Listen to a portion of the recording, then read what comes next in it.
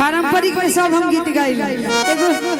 सांझा पराती छोड़ के कि सांझा पराती अभी सीखत अभी सीखत नहीं मम्मी सिखा दिखाई कि जौन पारंपरिक को गावत नहीं मम्मी के सिखावल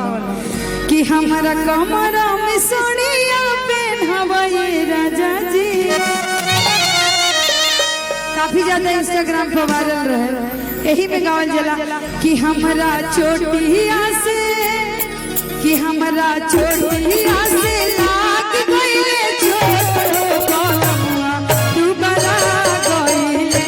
हमारा चोटिया से लाग गइले छोटो कलमुआ तू बड़ा गइले आया बाया सास पलंग चढ़ी बैठो आया सास पलंग चढ़ी बैठो आया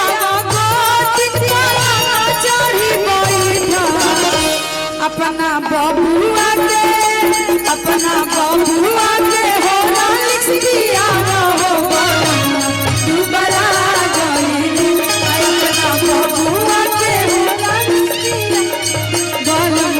तू बड़ा गइले। देखी कुदर बेट पे बहुत कम कलाकार लोग आवत रहे का बाबा कुदर बेट पे बहुत कम कलाकार लोग आवत रहे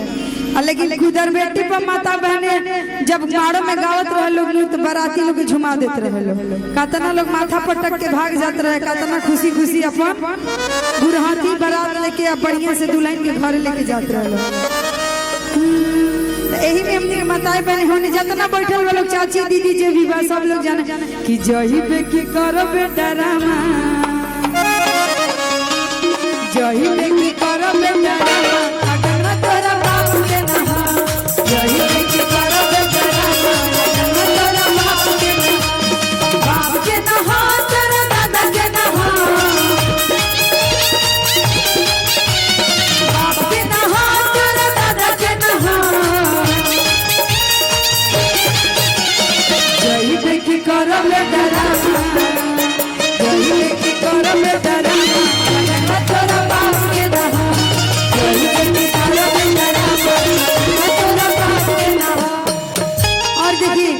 शादी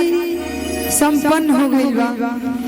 हम लड़की पक्ष से बने लड़का पक्ष से हम कबो ना रहिला ऐसे लड़को वाला लोग बुलावे ला लोग हमरा के बियाह में कि हेमा जी आके तिलक के गीत गारी गीत गाइला लेकिन हमेशा हम लड़की पक्ष से रहिला तो ए जब हम दुल्हा के कहल